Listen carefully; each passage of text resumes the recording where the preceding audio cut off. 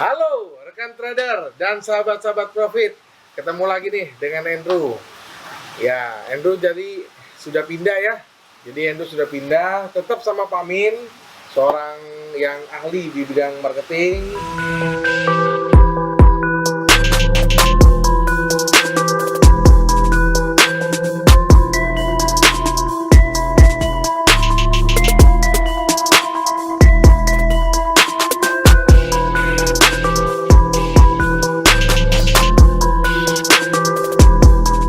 Di channel-channel Andrew ini yang banyak sekali mereka butuh tentang ilmu marketing, Pak Min. Ya, siap. Dan juga mereka ini marketing itu kan satu hal yang tadi Bapak sudah jelaskan di video sebelumnya, Pak ya. Nah, ini satu lagi yang mereka butuh adalah public speaking. Oke. Banyak orang yang dia kalau berdiri di depan orang tuh Di depan umum ya. di depan umum, di depan banyak orang takut. Ya. Di depan video aja kadang-kadang mereka udah gemeteran. Nah, ini bagaimana cara ngatasinnya dan mungkin Pak Min bisa kasih tips-tips supaya teman-teman ini bisa lancar berbicara di depan banyak umum maupun di depan banyak orang gitu, Pak Min. Baik. Jadi bicara depan umum atau bahasa yang sering kita dengar adalah sebagai public speakers. Ilmunya disebut sebagai public speaking, ya ilmunya ya. Tentunya ini sebuah keilmuan tersendiri yang setiap orang punya diberikan Tuhan untuk bisa berbicara, tetapi belum tentu bisa menjadi the good speakers. Kira-kira begitu. Nah, untuk menjadi speaker yang baik, yang memiliki sebuah talenta, ada beberapa pendekatan yang perlu kita ketahui. Pertama adalah memang mereka harus tahu proses presentasi atau proses berbicara itu seperti apa. Kita bicara dengan audiens seperti apa, maka dibutuhkan proses. Kedua, kita yang penting bukan lagi proses, tetapi juga memahami tentang audiensnya sendiri. Jadi understanding the audience. Tipe apa? Apakah tipe milenial, tipe generasi Z, atau generasi kolonial, kira-kira gitu kan ya. Nah, ini beda. Apakah dengan wanita, dengan pria? Apakah orang yang well educated dengan yang kurang well educated? Kemudian kita bicaranya adalah tentang hanya sekedar untuk bicara atau memang membutuhkan sebuah penetrasi pemahaman. Nah, jadi ilmu ini kita perlu lakukan dengan cara berbeda. Setelah kita punya proses presentasi yang disiapkan, kita mengetahui audiens, maka di sanalah baru kita bisa melakukan sebuah komunikasi dengan baik. Ya, disebut communication skill. Pilar keempat, kita perlu juga mengetahui tentang smart and problem solving. Karena apa? Di dalam public speaking yang interaktif ya, itu kadang-kadang muncul pertanyaan-pertanyaan liar yang tidak mau harus kita jawab. Maksudnya pertanyaan liar itu seperti apa, Pak? Kadang-kadang kan ada aja audiens yang nakal. Nakal itu artinya nanya yang jauh dari konteks, atau kadang-kadang nanya yang iseng atau menguji speaker. Itu kan pertanyaan liar ya. Nah, itu bahkan terkadang menanya yang hal-hal di luar daripada konteks. Contohnya, gimana nih? Kita sedang membicarakan tentang saham, tahu-tahu nanya, gimana nih menurut Pak Mindiarto tentang virus corona? Ini kan jauh banget tuh, antara sakit dengan bisnis investasi. Tapi kan kita sebagai public speaker perlu menjawab, walaupun itu sebatas kulit. Apakah kita perlu menghindari pertanyaan seperti itu, Pak? Menghindari dalam artian tidak menjawab, boleh, jangan. Tidak menjawab, tetapi perlu kita kalibrasi. Oke, sepemahaman saya tetap ada jawaban. Oh, dikasih catatan, sepengetahuan saya. Gitu. Hal-hal apa nih yang kira-kira saya mau siapin dulu sebelum saya tampil atau saya presentasi gitu, Pak. Baik. Atau saya mau bikin satu kelas edukasi, atau saya mau bikin seminar, apa saja persiapan yang saya perlu atau teman-teman perlu siapin dulu gitu, Pak. Oke. Ada 5 hal penting ya, 5 hal penting. Pertama adalah identifikasi kebutuhan audiens. Dia kebutuhannya tentang apa? Andai kata harus kemudian tentang investasi seperti apa? Karena investasi kan bisa saja saham, bisa juga beli apartemen, beli properti atau rumah ataupun yang investasi ya naruh emas dan sebagainya. Nah, kita tahu dulu apa sih kebutuhan investasi tersebut. Kemudian sasarannya apa? Sasarannya hanya sekedar kulit supaya tahu, atau memang sasarannya supaya dia memahami. Dua hal yang berbeda.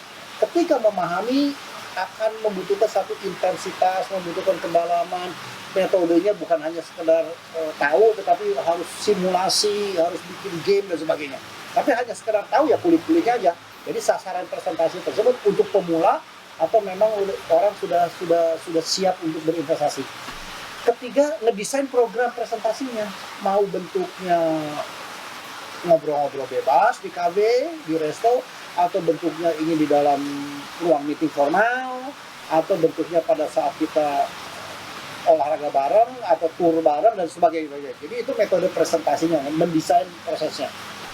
Keempat yang perlu dilakukan adalah pelaksanaannya kapan. Waktu yang terbaik, kapan itu artinya waktu yang terbaik, tempat yang terbaik, siapa saja yang perlu hadir, nah itu pelaksanaannya. Yang kelima, kemudian kita perlu evaluasi seberapa jauh hasil kita sudah presentasi. Apakah tertarik, tidak tertarik, apakah dia paham, tidak paham, ada kata pahamnya sampai level mana gitu. Apakah saya butuh review ulang dan sebagainya. Jadi kita perlu evaluasi di dalam proses presentasi tersebut. Kalau presentasi itu idealnya berapa jam Pak untuk menyampaikan pesan atau menyampaikan edukasi kepada peserta, itu idealnya berapa jam supaya klien itu juga nggak boring atau klien itu juga nggak bosen gitu loh Pak?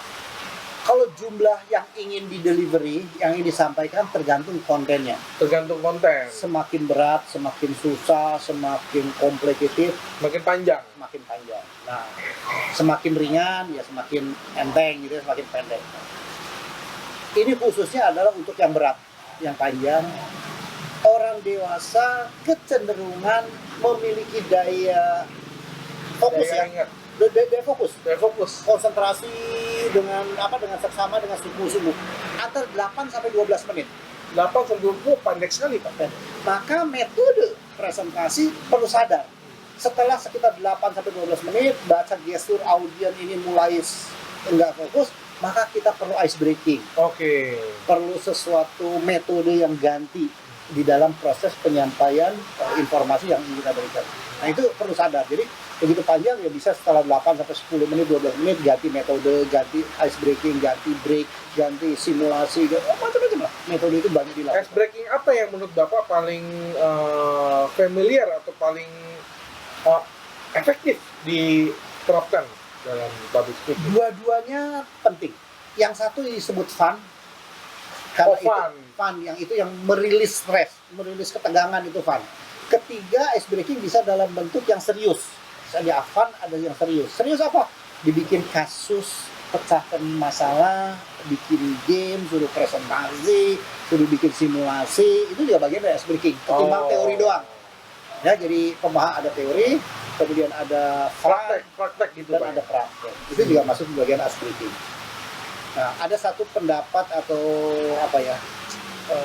kata-kata bijak, wisdom word mengatakan begini: belajarlah pada ahlinya, sebab Anda tidak akan cukup hidup Anda untuk memikirkannya segala sendiri. Ya, maka ketika kita ingin bicara tentang marketing, ya belajar ke pakar marketing. Ketika butuh motivasi, belajar ke pakar motivasi. Butuh public speaking, belajar ke pakar public speaking. Kira-kira begitulah ya. Ketika kita bicara tentang investasi, ya belajar ke pakar orang yang ahli investasi. Lalu apakah kalian untuk bicara di depan banyak orang itu hanya untuk speaker atau ini wajib dimiliki oleh semua orang Pak? Termasuk juga marketing itu sendiri Pak? Baik. Yang disebut seorang public speaker itu bukan hanya orang yang tampil di depan umum, kemudian dia berbicara di umum. Yang disebut public speaker adalah MC sudah public speaker. MC kelas dunia, kelas nasional, sampai MC kelas kantoran. Oh. Ketika ada hajatan, ada resepsi, ada ulang tahun kantor, ketika ada apapun seremoni di kantor, tolong Anda jadi MC, is a public speaker. Public speaking juga ya Pak ya? Iya, ilmu public speaking masuk. Atau ketika ada satu national conference, meeting gitu ya, internal orang-orang kantor, kemudian bosnya ngasih sambutan, it's a public speaking knowledge and skill sudah bekerja di sana. Jadi tidak hanya untuk yang profesinya as a speaker. Jadi bisa saja setiap individu yang wajib berbicara di depan umum itu bisa internal, bisa eksternal. Profesi apa aja yang menurut Pak Min wajib dia harus bisa menguasai public speaking? Contohnya kalau misalnya dia sekretaris, dia kan ibaratnya nggak wajib nih Pak kalau sekretaris, dia kan karena di belakang layar. Nah, kalau menurut Pak Amin, profesi apa saja, ini secara umum ya Pak ya, mungkin bukan hanya dunia investasi, tapi secara umum, profesi apa aja yang harus wajib dia menguasai skill public speaking ya Pak? Nyaris hampir semua profesi sebetulnya, nyaris semua Nyaris profesi. ya Pak? Kecuali orang-orang yang Yang di memang belakang layar kan nggak perlu. total di belakang layar, yang tidak pernah bicara, berhadapan dengan benda gitu ya. Tapi namanya marketing, pasti kan. Wajib. Seorang pendidik, walaupun di dalam kelas, ya wajib menguasai teknik berbicara. Kemudian orang politik, Oh iya. iya. Nah, kita sering lihat kan orang politik ketika menonton di salah satu acara televisi itu. Sebetulnya yang diungkapkan itu mungkin cukup 10 kata. Saya tuh mau ngomong A, B, C, D. Tapi muter-muter bisa 20 menit nggak berhenti itu. Kenapa? Karena tidak hilang roh sebagai public speaker, muter terus. Karena grogi lah, nggak belajar tentang sistematis lah, nggak belajar tentang singkat, padat, ngerti, jelas. Mungkin nggak belajar. Jadi dia karena hobi ngomong gitu ya. Ketika orang bicara dalam keagamaan, Pemuka agama, pendeta, bisa pastor, bisa ustadz, bisa kiai, itu kan bicara tentang sesuatu bagaimana menyampaikan pesan, keilmuan tentang spiritual, bisa nyampe. Kan butuh ilmu public speaking. Ya, orang PR, ya, atau orang humas. YouTuber apalagi Pak? YouTuber ya wajib, tapi banyak YouTuber jadi-jadian juga. Iya. Nggak belajar asal bisa ngomong aja gitu. Iya. Oke. Dan banyak lagi siapa sih? Mulai dari orang yang terendah, saya bilang terendah tuh supervisor sudah bicara presentasi ke pelanggan. Salesman presentasi ke pelanggan. Sampai CEO, sampai direktur itu adalah orang-orang yang wajib menurut saya memahami tentang ilmu public speaking. Apakah cara kita public speaking dengan 2 orang dan 1.000 orang itu sama atau berbeda caranya? Agak sedikit ekstrim berbeda. Saya ambil contoh misalnya kita bicara di depan 5 orang ataupun di depan dengan 100 orang, apakah caranya sama atau berbeda Pak? Oke. Cara berbicaranya Dengan jumlah pesertanya nih, sama. Pak. Yang membedakan adalah kesiapan mental kita. Kesiapan mental aja.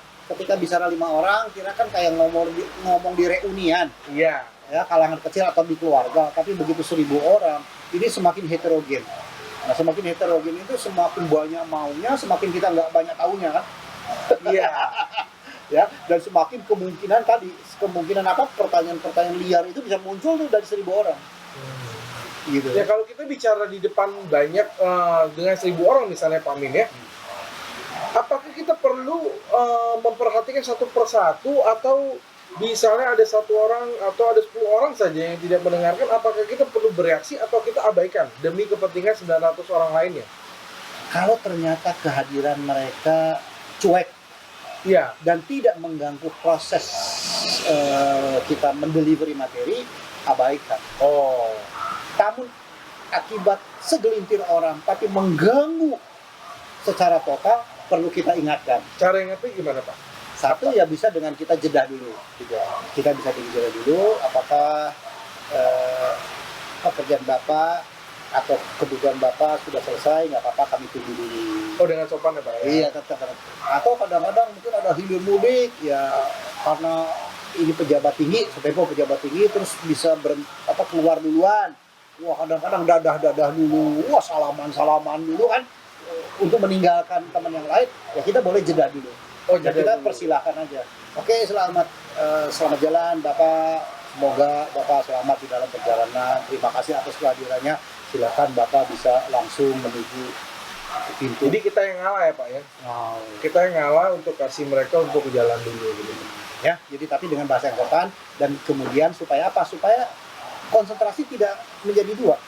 Fokus ke sini dan fokus ke kita. Gitu ya. Kita bikin fokus mereka tujuan ke saya. Oke. Pada dasarnya kalau orang yang bisa bicara, ya berarti kan dia bisa berkomunikasi. Lalu mengapa orang tersebut harus mempelajari atau dia harus memperdalam ilmu public speaking, Pak? Ada 2 pemahaman tentang berbicara itu. Satu, dalam bahasa Inggris itu enak ya. Ada talking, ada speaking. Ya. Talking sifatnya adalah informal, two way, kemudian posisi ini sama. Kira-kira begitu. Itu talking. Tapi ketika bicara tentang speaking, itu adalah sifatnya lebih formal.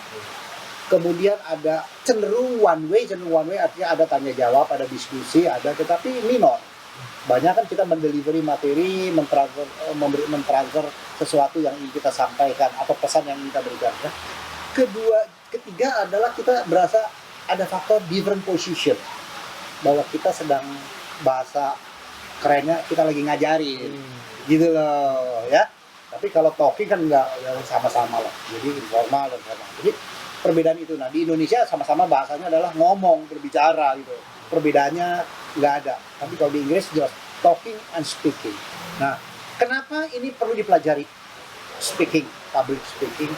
Karena orang kebanyakan di dunia, bukan di Indonesia aja, hampir 74% orang itu takut bicara depan umum. Iya, benar Pak. Benar Pak. 73% di pria, 75% di wanita. Wanita lebih Lebih banyak tinggi sedikit. 75% lah ya dengan 73. Saya rata-rata orangnya 70%. Orang takut. Bahkan kadang-kadang kan sering terjadi ketika tolong bapak atau ibu bicara, mati deh gue. Jadi lebih baik mati daripada ngomong. Iya, benar. Kenapa itu Pak? Kok bisa gitu ya Pak ya? Karena saya juga pelajari, apa karena dia tidak menguasai materi? Apa karena dia takut dipermalukan? Banyak faktor. Banyak faktor Pak. Bisa karena tidak siap materi. Kedua, takut dipermalukan. Ketiga, yang pasti dia nggak belajar tentang public speaking. Pasti nggak belajar. Karena ketika kita belajar public speaking, hari ini kita ngomong, Pak, tolong ya kasih sambutan, udah siap. Udah harus siap. Ya, harus siap. Dengan arti apa? Ya, kalau kita lagi kumpul apa, lihat aja. Oh, ini temanya apa ya? Kita ulas aja itu tema. Ya, kalau kita nggak siap, ngomongnya jangan panjang-panjang. Iya. Dan To the point aja gitu. To the point. Dan ketiga, hindari. Ini tabu hukumnya, haram hukumnya. Mengatakan, maaf Bapak Ibu, saya nggak siap. Maaf Bapak ini saya Di depan umum. gemeter. Di depan Wah, umum. itu tabu udah. As a public speaker tabu itu ngomong. Udah Nggak boleh udah. nggak boleh ya. Nggak boleh. Walaupun gemeter ya pendem aja gemeternya dah. Jadi kita tahan aja Pak ya. Walaupun kaki udah gemeter begini Pak. Ya udah, nggak apa-apa. Iya. Di anchor ke yang lain aja lah. Dipegang apa gitu yang kira-kira lah ya. Dialihkan ke tempat lain. Fokusnya dialihkan. Iya, saya sering ngelihat buat orang-orang yang baru ya Pak ya. Mereka itu kalau bicara depan umum ya grogi, mereka itu kayak Garing. kayak gini Pak, gini-gini Garing, ya. ya garing. Ntar dia gini-gini. Nah, Iya. itu menurut saya kan kalau buat orang yang baru-baru belajar itu kan wajar ya Pak ya. Nah, ini gimana cara ngatasinnya supaya mereka nggak grogi atau 3G. atau itu bisa ditutupin Pak? Baik. Yang model begini bukan hanya pembicara baru. Oh, Pembicara lama pun ketika dia tidak belajar tentang stage, tidak belajar tentang dunia panggung, dia akan terjadi grogi-grogi tersebut. Mungkin groginya levelnya sudah berbeda karena sering tampil. Tetapi ada perilaku-perilaku yang tidak baik, yang tidak boleh dilakukan adalah ketika dia sebagai public speaker.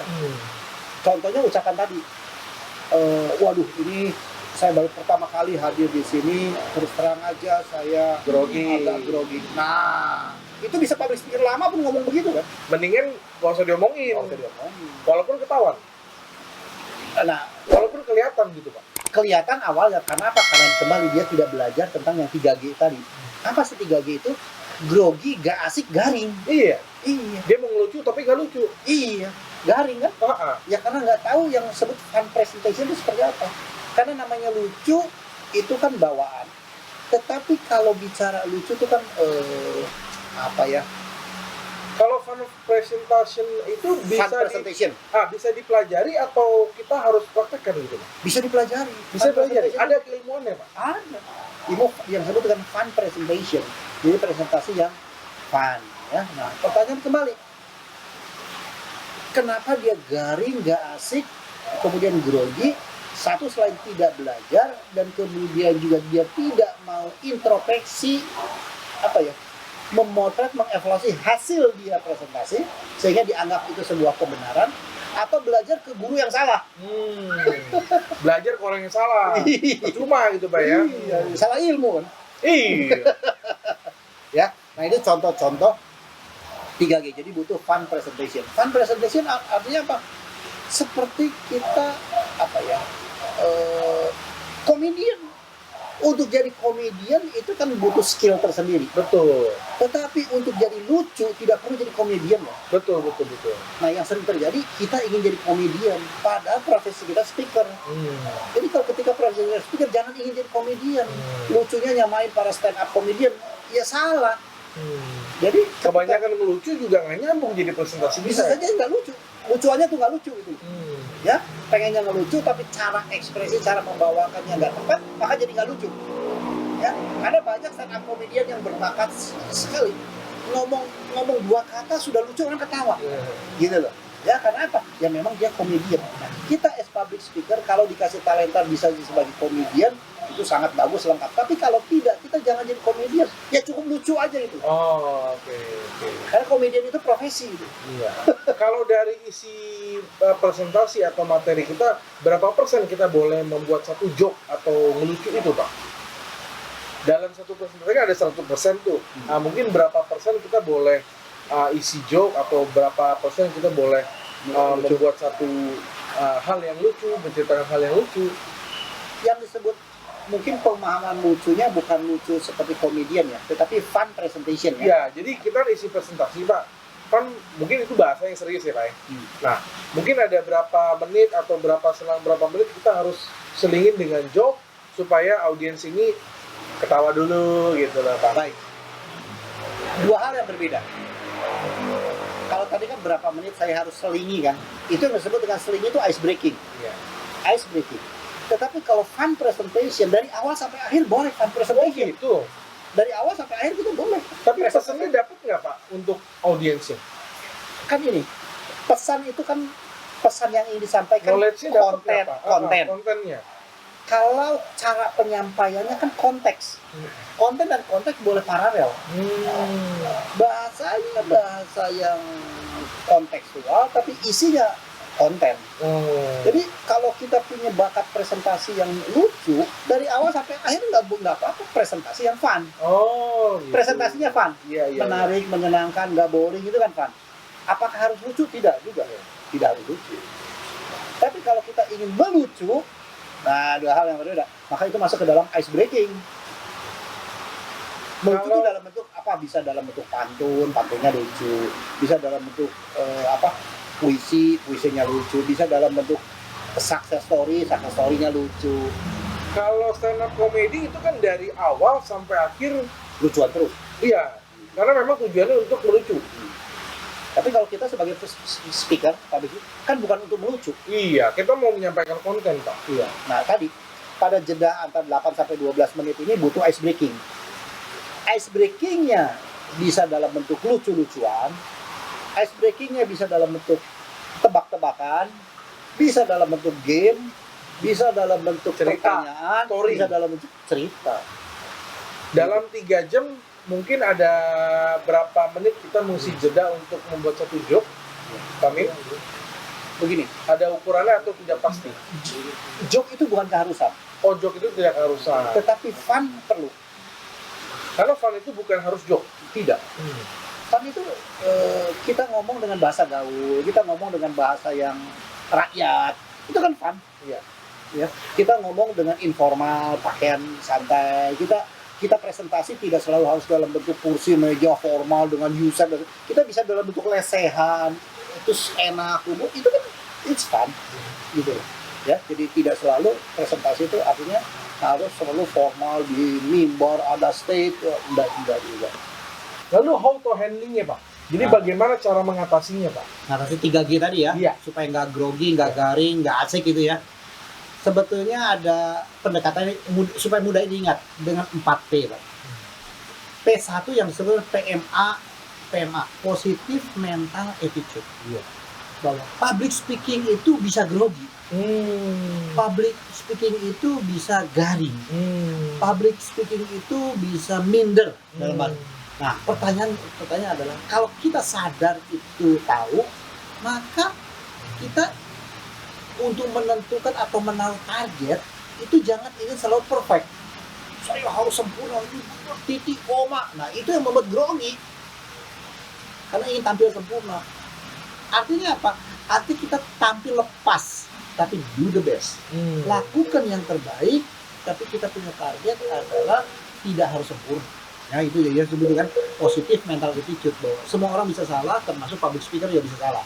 Tapi cuman bedanya public speaker yang sudah punya jam terbang cukup dan belajar, maka ilmu mengatasi grogi itu banyak cara, ya dengan cara disebut face exercise, latihan olahraga muka gitu loh. Ya, kemudian hindari minuman yang dingin, minum air hangat sebelum bicara. Contohnya kayak gitu-gitu. Itu artinya kan menghandle stres ya. Kedua, preparation, persiapan. Ketika kita bicara dalam konteks audiens kecil, audiens banyak, ngomong sebentar dan ngomong lama, maka persiapan itu akan mengikuti linear. Artinya apa?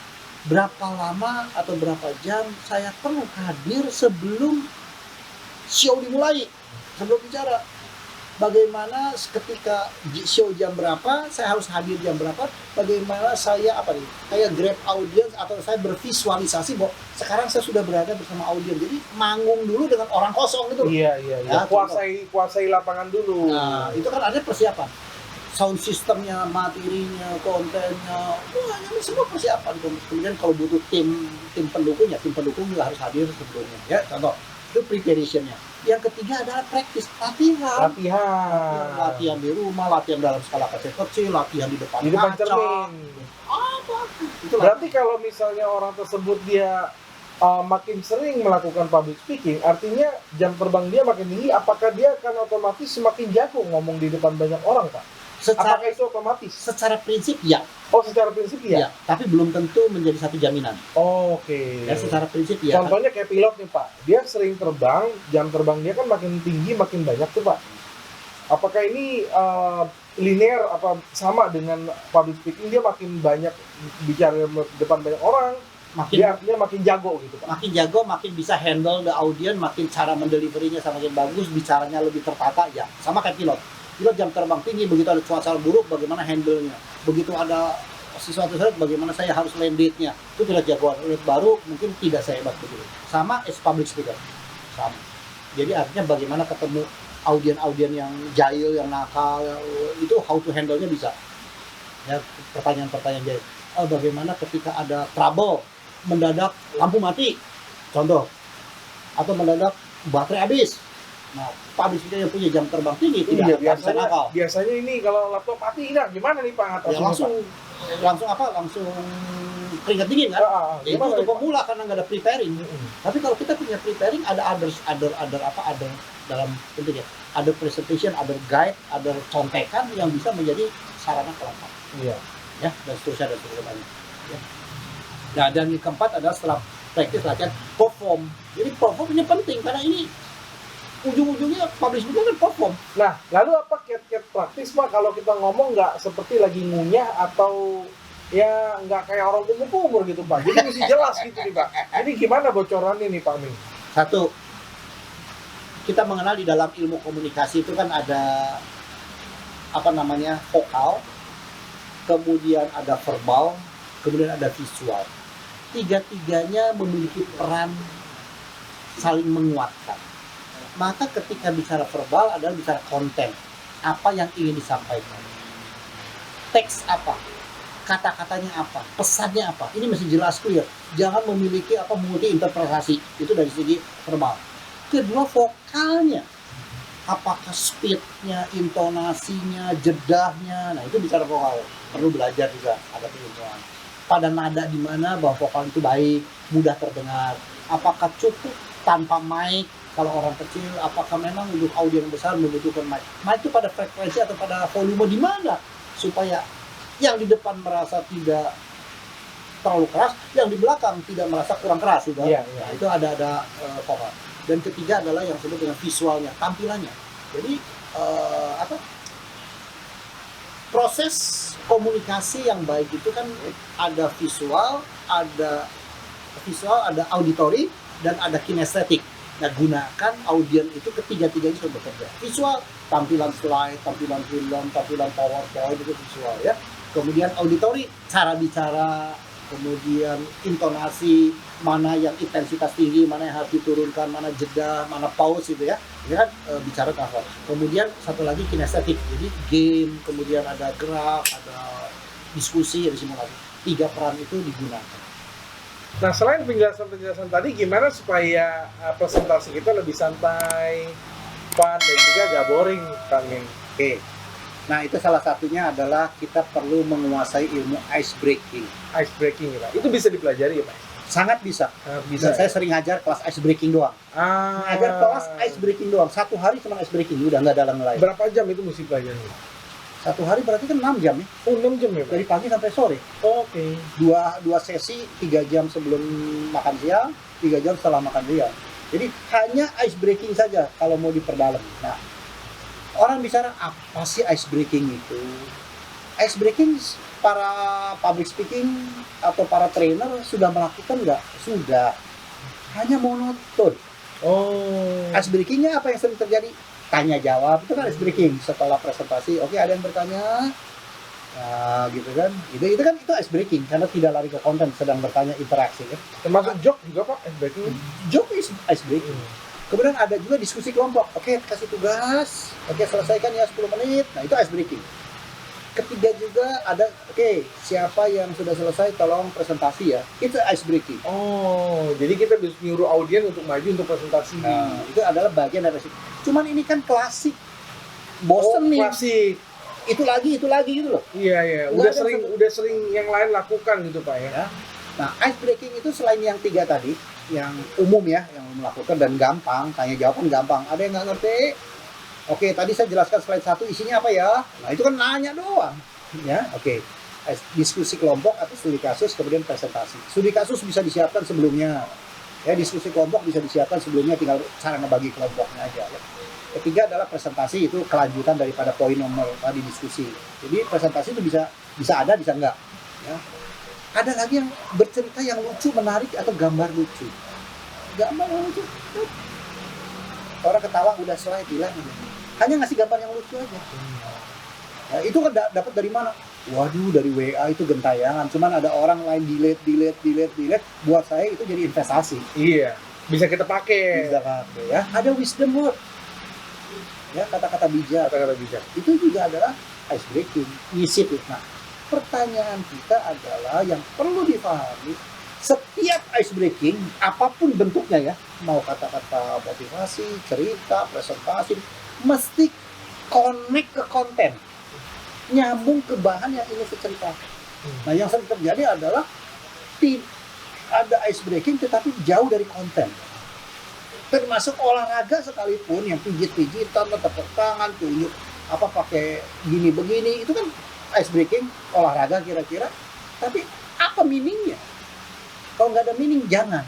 Oh, harus ada artinya gitu, Pak. Ya, olahraga, contoh olahraga begini terus begini gitu kan, begini terus begini lagi gitu. Ya, ada yang tepuk tangan, ada yang loncat-loncat gitu. Apa meaningnya tepuk tangan?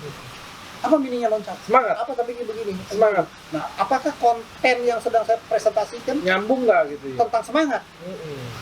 Nggak tahu, bicaranya tentang yang lain.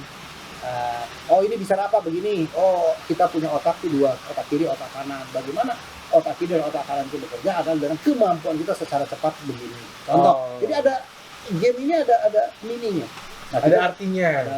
Karena apa? Saya sedang bahas tentang peran otak kiri dan otak kanan atau peran kreatif. Contoh gitu ya. Kemudian bisa juga deklamasi atau baca puisi atau berpantun.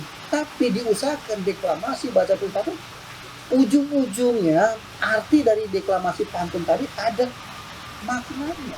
Bukan sekedar lucu-lucuan, bukan sekedar karena latah harus berpantun gitu. Ya. Ada lagi ice breaking yang ke-7 adalah olahraga atau stretching. Ya, banyak. Olahraga contoh apa? Saya sering melakukan olahraga. Bicara tentang apa? Bicara tentang gerakan, bicara tentang juara, bicara motivasi, bicara pakai apa? Lagu Muhammad Ali. Muhammad Ali. Gitu kan Yang bertinju itu, Pak. Nah, kemudian gerakan olahraganya kayak orang bertinju. Begini, ada hook, ada apa swing gitu kan. Nah, kita lagi bicara tentang Itu supaya nggak ngantuk juga, Pak. iya.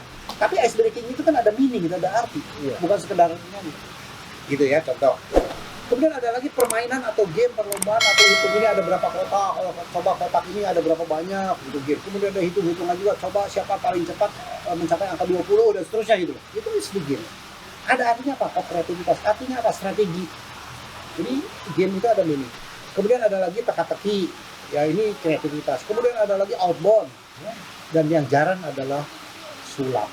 Oh, Sulap iya. Nah, ketika saya presentasi materi apapun, ketika saya ngajar public speaking, termasuk ice breaking-nya saya ajarin sulap. Oh. Karena apa? Sulap adalah bagian daripada ice breaking yang jarang. Termasuk hiburan juga ya, Pak ya? Hiburan, dan tapi sulapnya bukan sulap untuk performance, tapi sulapnya punya meaning. Contohnya, bahwa bekerja ingin sukses itu kita butuh kerja cepat. Kita harus gerak cepat. Contoh, itu pesan daripada apa? Slide. Maka saya akan sulap dengan cepat. Artinya apa? Saya jalan di sini, jalan di belakang apa whiteboard atau screen, saya sudah ganti baju hitungan detik. Bisa itu, Pak? Bisa. Nah, artinya apa? Meaning sulap saya ada korelasinya dengan topik.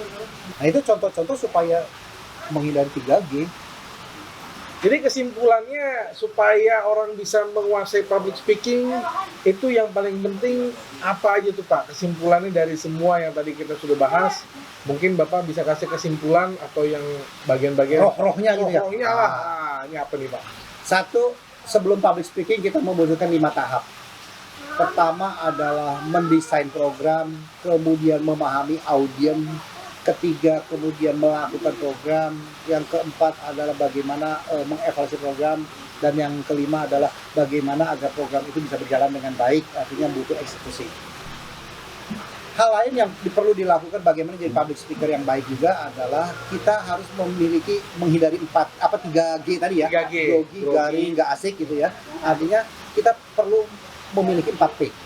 Satu adalah PMA, positive mental attitude, kedua adalah preparing, ketiga adalah practice, latihan, dan keempat adalah presentasi atau perform.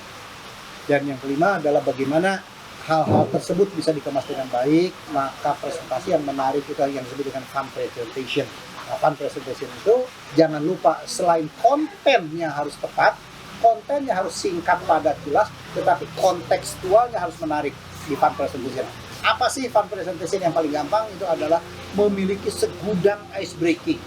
Segudang ice breaking. Variasi ice breaking. Karena kalau ice breakingnya itu lagi, ya bosan juga akhirnya, garing juga. Karena bisa apa? Bisa pernah dengar dari yang lain. Mungkin begitu Pak Andrew. Nah, apakah kalau misalnya ada teman-teman nih yang mau belajar tentang public speaking ke Pak Min, Bapak ada bikin kelasnya, Bapak udah ada jadwalnya kapan? Bapak bisa infokan ke teman-teman, atau kalau misalnya belum ada, Bapak bisa kasih tahu, Bapak bisa infokan di mana gitu Pak? Bisa secara in-house, dipanggil khusus untuk company, siapa saja ya, bisa para marketer, bisa orang sales, bisa orang promosi untuk dilakukan in-house di kantor.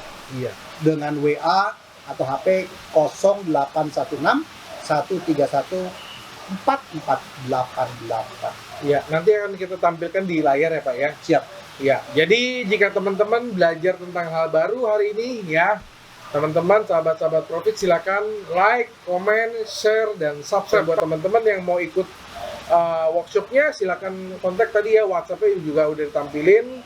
Jadi akhir kata, sampai jumpa di video-video Edu selanjutnya. Salam Profit. Profit.